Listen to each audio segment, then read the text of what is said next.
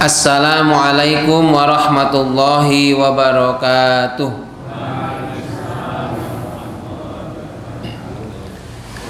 Marilah kita awali pengajian malam hari ini dengan bersama-sama membaca syahadat raditu billah. A'udzu billahi minasy syaithanir rajim. Bismillahirrahmanirrahim. Alhamdulillah, asyhadu an la ilaha illallah wa asyhadu anna Muhammadan abduhu wa rasuluh.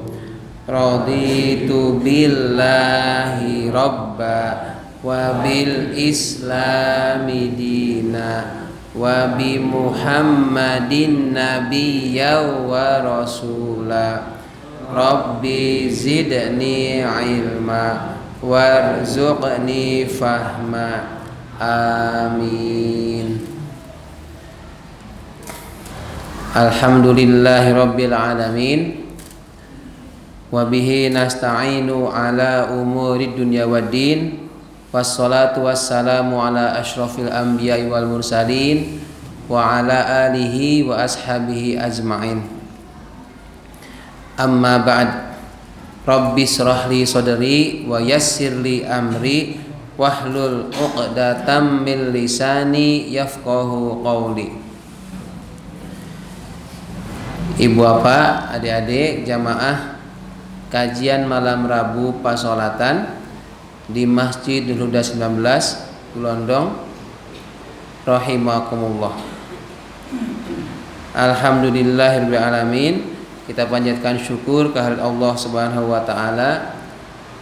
Malam hari ini hari Selasa 10 Desember 2024, pertemuan ke-213.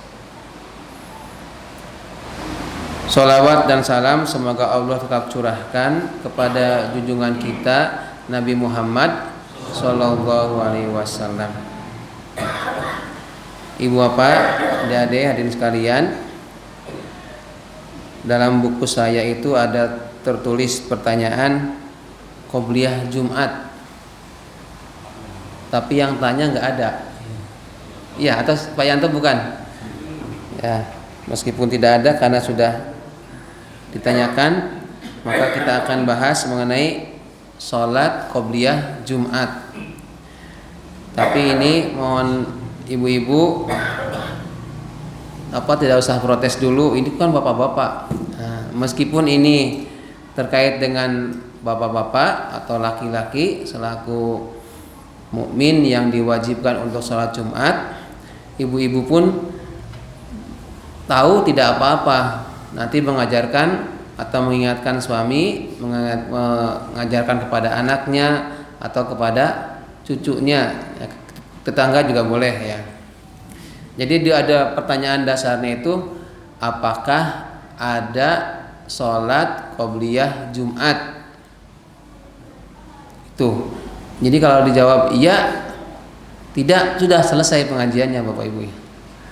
Kan lebih cepat. Jadi kita akan harus batasi dulu, yang dimaksud dengan Jumat di sini adalah nama hari ya, nama hari dalam satu minggu, yaitu setelah Khamis, setelah hari Kamis hari Jumat. Lalu yang dimaksud dengan sholat Jumat yaitu sholat wajib bagi laki-laki yang dilakukan pada hari Jumat di waktu zuhur secara berjamaah 2 rakaat. Tapi kalau istri boleh nggak? Perempuan maksudnya? G. Ya. Saya tidak pernah. G. Waktu di Jumatan itu laki-laki perempuan ada. Tapi itu yang nanti tidak wajib, itu nanti di sholat zuhur itu yang kalau tidak Jumat waktu itu. Jadi ikut Jumatan, terus perempuan ikut sholat zuhur. Jumatan tapi kemudian sholat zuhur gitu ya. Nggih. Nah, itu udah pernah waktu dulu bareng itu. Nggih. Nggih, sekarang kita ulangi lagi ya yang sholat Jumat ini. Tadi bagaimana kalau perempuan atau seorang istri boleh tidak? Jadi yang diwajibkan untuk sholat Jumat itu adalah laki-laki baligh muslim yang sudah baligh dan muslim, kemudian beriman, sehat. Kemudian ada golongan yang tidak diwajibkan untuk sholat Jumat, yaitu perempuan, anak kecil, baik anak kecilnya laki-laki atau perempuan ya, anak kecil. Kemudian yang perjalanan dan sakit. Jadi kalau tadi ditanyakan apakah perempuan itu wajib sholat Jumat, tidak wajib. Bukan maka wajib, bisa boleh nggak itu maksud saya. Oke. Saya ulangi lagi ya, yang tidak diwajibkan untuk sholat Jumat adalah perempuan ya. Jadi perempuan tidak wajib. Lalu pertanyaan apa? Kalau tidak wajib berarti boleh. Nah, yang ditekankan lagi bahwa untuk sholat Jumat itu untuk laki-laki baligh beriman atau muslim. Perempuan jadi tidak boleh ya. Lalu bagaimana kok ada perempuan atau ibu-ibu sebagian di beberapa tempat ikut sholat Jumat? Mungkin mereka mengamalkan pemahaman mereka sendiri. Yang secara umum para ulama untuk sholat Jumat itu bagi laki-laki, bagi bapak-bapak. Perempuan tidak wajib, bahkan disebutkan tidak boleh untuk sholat Jumat. Adapun sholat perempuan kok ikut di masjid, ya silahkan. Hanya saja menjadi sia-sia karena di hari Jumat itu prosesinya untuk laki-laki. Makanya kalau di sini ada ibu-ibu yang membantu Jumat berkah itu bagus, tapi tidak ikut rangkaian sholat Jumat. Jadi termasuk sholat Jumat itu adalah dari mulai khutbah, mendengarkan khutbah, kemudian sholat Jumatnya, gitu ya. Jadi kalau ada ibu-ibu yang sholat Jumat boleh tidak? Secara umum tidak dibolehkan, dan tidak wajib untuk perempuan. Sesenang apapun perempuan itu suka sholat, tapi kalau tidak ada tuntunannya maka lebih baik jangan dilakukan. Jadi kita itu sholat itu adalah sesuatu yang bagus. Sholat itu amal ibadah yang bagus, tetapi harus benar. Di antara benar itu adalah caranya dan waktunya. Jadi terpenuhi syarat-syarat, ada cara dan waktu. Kalau ada misalnya cara sholat itu sudah dicontohkan oleh Kanjeng Nabi dari mulai takbir sampai salam. Kemudian dia merubah-rubah atau menambah-nambah, mengurangi gerakan sholat, berarti dia bukan sholat. Kemudian untuk waktunya, kecuali dalam keadaan terpaksa atau lupa, sholat subuh dilakukan jam 11 siang. Itu sholat subuhnya bagus, tapi dilakukan di waktu siang, di waktu jam 11, itu yang tidak benar. Kecuali kalau dia bangunnya jam 11, bangun tidur, ketiduran itu bangun jam 11 belum sholat subuh, maka dia harus sholat subuh. Ya, jadi sholat itu tidak hanya syarat rukunnya saja terpenuhi, tapi syarat sahnya juga harus terpenuhi.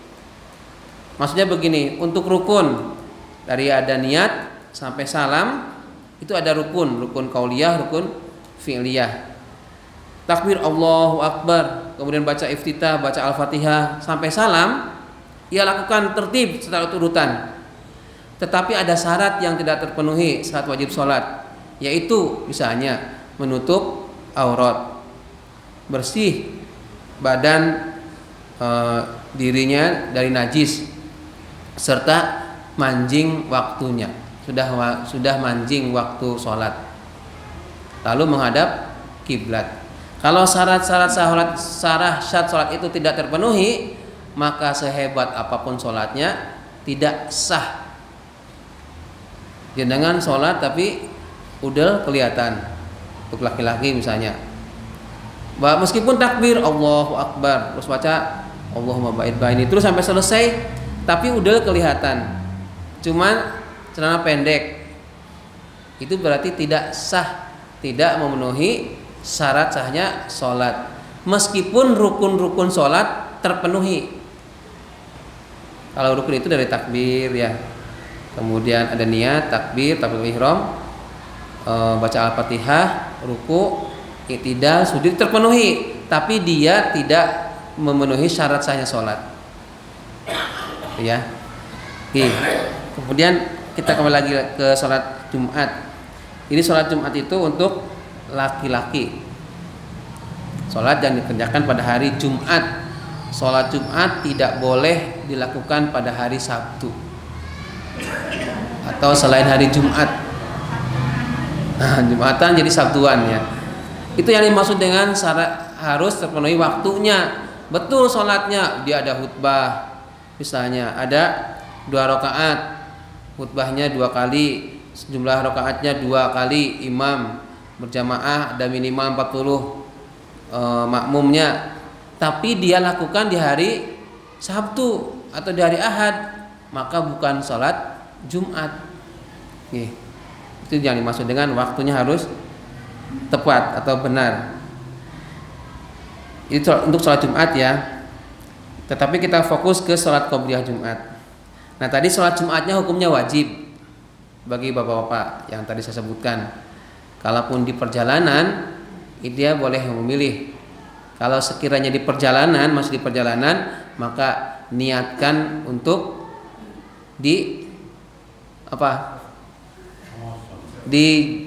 boleh dijamak dengan asar atau sholat duhur. Kalau bapak-bapak perjalanan jenengan tidak bisa ikut sholat Jumat, maka sholat duhurlah 4 rakaat seperti biasanya. Kalau tidak mau dijamak dengan asar, silahkan. Tapi dulu pernah disampaikan bab khusus mengenai sholat Jumat, bagi yang mau jamak zuhur, digabung di awal jamak takdim atau jamak takhir dengan asar, maka sebaiknya tidak ikut sholat Jumat. Jadi tidak dicontohkan kalau jenengan sholat Jumat lalu sholat asarnya dijamak. Ini yang ibu-ibu mungkin belum bisa membayangkan ya. Ini bapak-bapak bisa membayangkan. Begitu selesai sholat Jumat, assalamualaikum, kemudian berdiri 2 rakaat. Lalu sholat apa tadi? Sholat jamak takdim asar dikosor. Nah, untuk kaidah atau aturan tuntunannya sholat jamak khusus di hari Jumat, sebaiknya dipisah atau tidak ikut sholat Jumat. Meskipun saya mukim, saya berangkatnya nanti habis duhur, habis Jumatan jam 11, mau perjalanan mudik misalnya. Kalau memang sudah diniatkan untuk melakukan perjalanan, maka tidak usah sholat Jumat, tapi sholat duhur 4 rakaat seperti biasa atau dijamak. Takdim di awal di waktu duhur atau takhir nanti di waktu asar. Bagaimana kalau sudah kadung? Nah, Pak Yanto kan biasanya bertanya, bagaimana kalau di Bali itu misalnya? Kalau sudah kejadian, ya sudah. Kalau namanya sudah kejadian, nggak usah diulangi lagi, nggak bisa diulang. Maka kalau yang sudah tahu ilmunya, oh saya mau perjalanan, ini hari Jumat, tapi saya masih di sini, sholat Jumatnya masih bisa. Nah, disarankan tidak usah sholat Jumat, tapi sholat zuhur. Karena kecuali kalau asarnya itu bisa tidak dijamak dengan zuhur. Jadi dengan sholat Jumatan perjalanan, tapi bisa sholat asar, ya itu nggak apa-apa, meskipun dia sebagai musafir. Hanya saja ada rukhsah dari Allah langsung ini untuk musafir itu ada keringanan bab sholat. sholatnya boleh dijamak, bahkan diringkas. Dijamak itu maksudnya sholat zuhur digabung dengan sholat asar, dilakukan pada waktu zuhur, namanya jamak takdim, atau sholat zuhur dengan waktu asar dan asar dilakukan pada waktu asar, namanya jamak takhir, atau maghrib dengan isya. Maghrib dengan isya. Yang tidak boleh itu adalah sholat subuh. Tidak ada tuntunannya sholat subuh itu dijamak. Oh, saya sholat subuh perjalanan sampai Cirebon kira-kira jam 6. Kalau gitu saya sholat subuhnya dijamak dengan isya. Tidak bisa. Ya sudah, kalau begitu sholat subuhnya, kalau bisa di perjalanan, di bis atau di kendaraan itu sholat subuh, lakukan. Sekiranya tidak, maka begitu sampai segera cari mushola, lakukan sholat subuh. Meskipun sampai sana jam 6. Karena tidak ada pengganti sholat kecuali sholat lagi, sholat tersebut.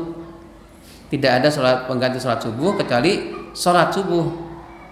Ya, memang ada tuntunan kalau qada ya, tapi jarang dibahas ini. Misalnya qada udah lama ini, kelingan ingat saya itu misalnya ini ya, pada usia 18-19 tahun itu nggak pernah sholat. Pas zaman kuliah atau zaman mas sekolah, pas bandel-bandelnya, begitu nikah sadar, oh biyen aku ora tau sholat. Lagi mana ini? Sudah kejadian di kodok. Ada yang menyampaikan, tapi ini tidak kuat tuntunannya. Jadi setelah sholat, misalkan zuhur, begitu sholat zuhur selesai, dia sholat lagi untuk mengganti yang sebelumnya. Terus sampai dia akhirnya bisa, kalau bisa menghitung jumlah harinya, kalau tidak sampai dia meninggal, ya seumur dia hidup. Itu bisa ya? Iya, tapi jarang dituntunkan karena masih debatable ya. Kalau gitu takutnya bagaimana orang-orang yang kan tidak semuanya orang yang sekarang usia 40-50 tahun itu dulunya itu ya baik-baik saja, suka sholat. Mungkin ada yang usia 35 pas sudah nikah atau sudah punya anak baru sadar tentang sholat. Sebelumnya belas sholat, paling sholat Jumat atau setidaknya sholat Id ya. Selainnya jarang sholat, bahkan nggak sholat. Lalu untuk menebusnya qada itu yaitu dengan setelah sadar ini ya, sholat zuhur, kemudian dia bangkit lagi niat sholat untuk qada sebelumnya, zuhur sebelumnya. Nah ini ada sebenarnya dalam beberapa kitab, cuma jarang. Kenapa tidak disampaikan? Ini khawatirnya menjadi seolah-olah engkau waelah, saiki rasat rapopo, sesok diganti, dirapel gitu. Ya nggak bisa.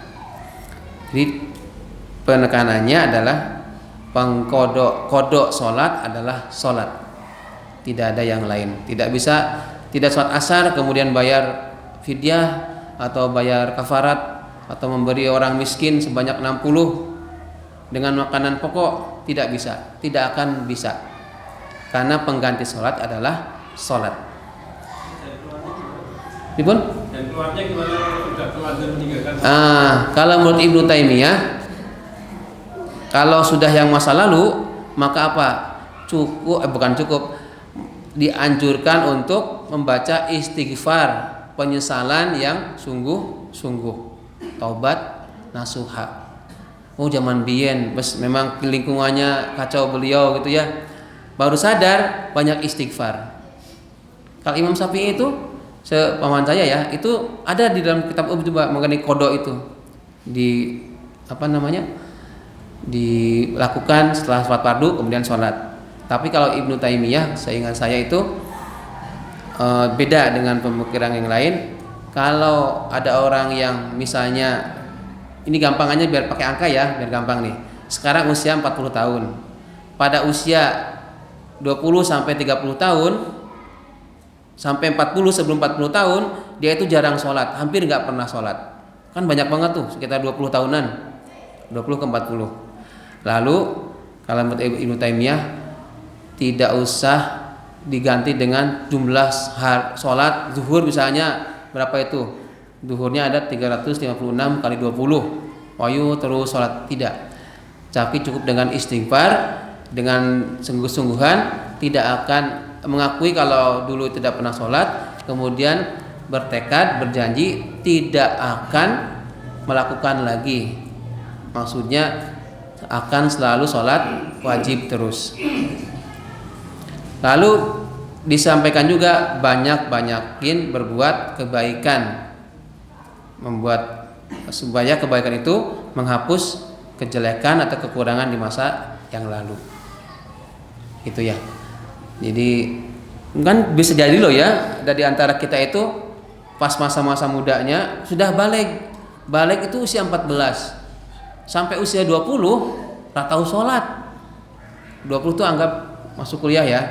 Jadi dari mulai 14 tahun misalnya SMP kelas 2 atau kelas 1, kemudian 6 tahun selama masa SMP, SMA, kuliah itu tak tahu sholat. Misalnya, itu kan banyak ya. Maka kalau ada yang kok pas usia 20 dia sadar, dia datang ke pengajian, tahu ilmunya, masa-masa yang 6 tahun itu segera dia bertaubat, jangan ulangi lagi tidak sholat. Jadi harus sholat. Perkara sholatnya, sholat wajib ini ya, ini sholat wajib loh. Dia mau sholat berjamaah atau munfarid, silahkan. Yang utama adalah berjamaah. Sekiranya tidak bisa berjamaah, maka munfarid sendiri, lakukan sholatnya. Ya, diusahakan, ditekadkan. Di malam Kamis kemarin saya sampaikan sholat itu bukan, meskipun inna sholati wa nusuki wa mahyaya wa mamati lillahi rabbil alamin, sesungguhnya sholatku itu di rabbil alamin, untuk Tuhan semesta alam. Nah, bukan berarti Allah butuh sholat kita, tapi kita yang butuh sholat. Maksudnya dengan sholat itu kita akan berharap keridhaan Allah. Semua makhluk, semua manusia tidak sholat, bagi Allah tidak pengaruh. Semua makhluk sholat, bagi Allah tetap mulia. Ya, jadi nggak ada pengaruhnya. Hanya saja kita sebagai makhluk yang butuh untuk sholat. Ya, saya mengingatkan saya khususnya, dan ini kan direkam ya, menjadi ladang amal semua Bapak Ibu nih yang hadir di sini. Diputar lagi 10 tahun atau 1 tahun yang akan datang, 5 tahun yang akan datang. Oh, pesennya sholat, dibaca oleh orang-orang, dilihat orang. Nah, sholat ya sudah. Tapi kalau tidak bisa berjamaah ya sendiri. Tidak bisa tepat waktu, setidaknya pada waktunya. Belum bisa di awal waktu, setidaknya di waktu sholat zuhur misalnya. Jangan sampai belandang, sholat asar baru sholat zuhur, sholat maghrib baru sholat asar. Itu berarti ada menduakan Allah. Menduakan Allah, mensyirik Allah itu bukan sekedar menyembah berhala atau percaya kepada batu akik atau kepada dukun, tidak. Jenengan sholat waktunya sholat zuhur, dengar adzan, dengar qomat, keadaan sehat, tidak hujan, tapi kok malah santai saja, kok welah, kok bar adan, kok bar rampung adan, qomat, bar qomat, terus kok ngenteni sing jamaah bubar, terus sampai akhirnya asar, baru dia sholat. Nah, itu semuanya syirik khafi, menyekutukan Allah yang kecil, yang khafi, ringan. Sepertinya sepele, tetapi itu bisa merusak keimanan kita. Seolah-olah kita itu nyawanya yang punya kita. Padahal Allah itu gampang banget nyabut nyawa setiap hamba. Tinggal bilang, ngutus aja ke malaikat Israil, si fulan cabut nyawanya, sudah, nggak bisa ditawar.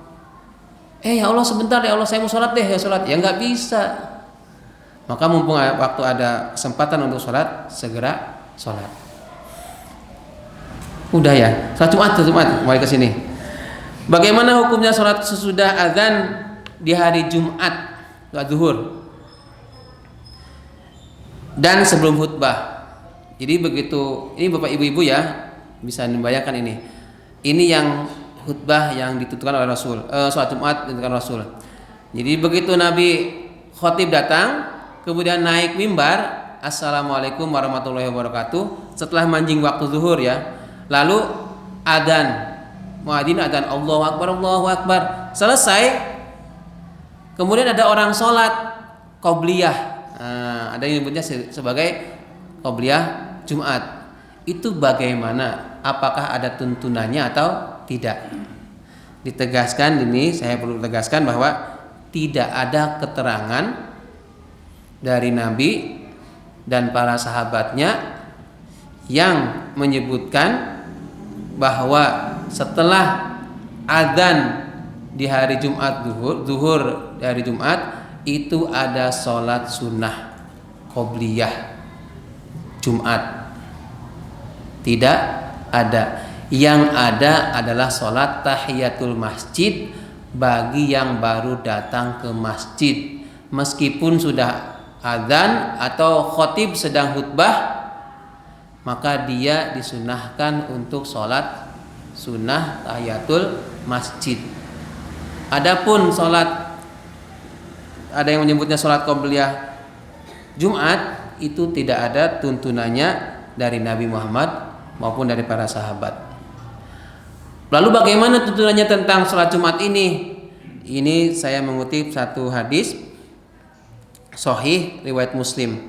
Man igtasala yauma jumu'ah summa ata jum'ata fasalla ma qaddara lahu summa ansota hatta yabragol imam min khutbatihi summa yusolli ma'ahu ghufira lahu ma bainahu wa baina jum'ah til ukhra. Barang siapa mandi, laki-laki ini, barang siapa mandi pada hari Jumat, kemudian ata Jum'ata, dia mendatangi Jumat, mendatangi di hari Jumat itu, fa shalla ma qaddara lahu, kemudian sholat semampu dia, yakni sepaku ma qaddara lahu itu maksudnya adalah sholat tahiyatul masjid. Summa ansota, kemudian dia diam, ansot, ansitu itu maksudnya diamlah, diam mendengarkan, hatta yabragol imamu min khutbatihi, sampai selesainya imam dari khutbahnya, summa yusolli ma'ahu, lalu ikut sholat bersama imam atau sama khatib tadi, ghufira lahu ma bainahu wa bainal jum'atil ukhra, maka diampuni dosa-dosanya di antara Jumat, di antara dua Jumat, Jumat sebelumnya atau dengan sekarang, atau sekarang dengan yang akan datang. Itu tuntunannya itu mandi. Bapak-bapak, kalau sebisa mungkin kalau mau mendapatkan kesunahan tentang sholat Jumat, jenengan mandi dulu. Pakai niat sudah bismillah aja, bismillah di luar kamar mandi. Kemudian kalau mau diniatkan di gertes gitu ya, saya niat mandi untuk menghadiri sholat Jumat. Mandi biasa, bukan mandi janabah atau mandi besar, mandi biasa sunnah. Karena kalau mandi besar itu ada syaratnya, diantaranya jika keluar air mani untuk bapak-bapak ya, atau setelah berhubungan badan atau masuk Islam, yang baru masuk Islam ya. Kemudian tata caranya itu sama dengan mandi besar apa? Artinya seluruh badan dan basah. Oh iya. Pertanyaannya, bagaimana tata caranya mandi sunnah ketika mau sholat Jumat? Apakah seperti seperti mandi biasa? Iya, hadanakumullah. Igtasala ini dimaknai mandi di sini bukan mandi besar. Jadi mandi seperti biasa, hanya kalau mandi besar kan ada tuntunannya, harus meratakan air dari kepala sampai ujung rambut ya, terus sampai ke bawah mendahulukan yang kanan. Itu juga seperti apa namanya, mandi besar, tetapi diniatkan bukan mandi besar, mandi biasa. Kalau mandi biasa saja jenengan, mandi biasa ya, mandi sore atau mandi pagi, itu jenengan seperti hanya mandi besar, itu malah bagus. Kalau bisa sebelum mandi itu wudu dulu, cuci tangannya bersihkan dulu, kumur-kumur dulu, kemudian wudu. Setelah itu baru diambil air, siramkan ke kepala 3 kali, diratakan. Terus nanti yang kanan sampai kanan semua mau 3 kali langsung, kemudian yang ini yang kiri 3 kali. Pastikan udel, ya udelnya ini kan ada kemungkinan garir kena air. Itu di tangannya makanya tadi dibasahin udelnya. Terus sampai ke ke dubur 2 lubang itu, ke kaki sampai telapak kaki, sampai sela-sela jari-jari di kaki itu dibasahin. Meskipun itu bukan mandi wajib, tapi jenengan lakukan itu bagus. Ya, ada kesunahan mandinya dapat. Apakah pakai sampo? Tidak harus ya. Kalau bukan bukan mandi besar ya, biasa, seperti biasa. Jadi tidak, mandinya sifatnya bukan wajib, tapi mandi sunnah. Ini laki-laki sunnahnya adalah mandi dulu sebelum Jumatan. Kemudian dia atau Jumat mendatangi yang di masjid, lalu sholat makudirolahu. Makudirolahu itu ada yang mengartikannya semampumu. Jadi kalau sebelum azan bisa sholat tahiyatul masjid. Seberapa banyak? Sebanyak-banyaknya sak boleh.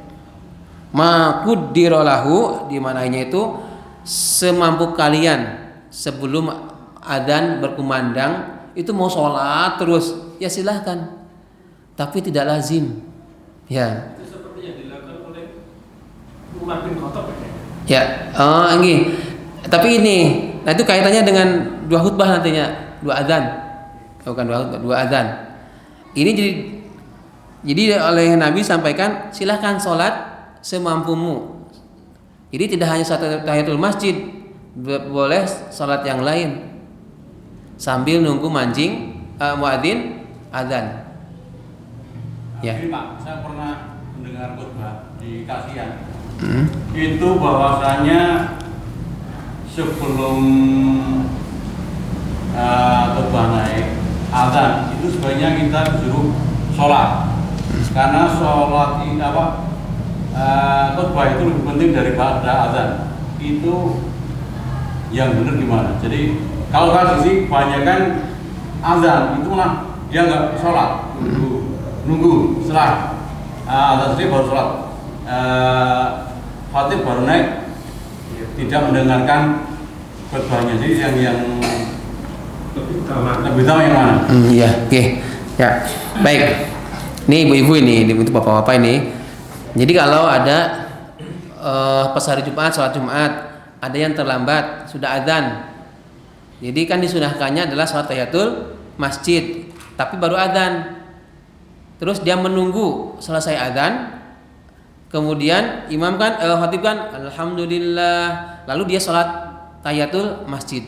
Mana yang utama? Apakah dia langsung duduk, jadi mendengar tanpa sholat tahiyatul masjid langsung mendengarkan, atau tetap sholat tahiyatul masjid meskipun khatib sudah naik? Maka kalau merujuk kepada hadis Nabi itu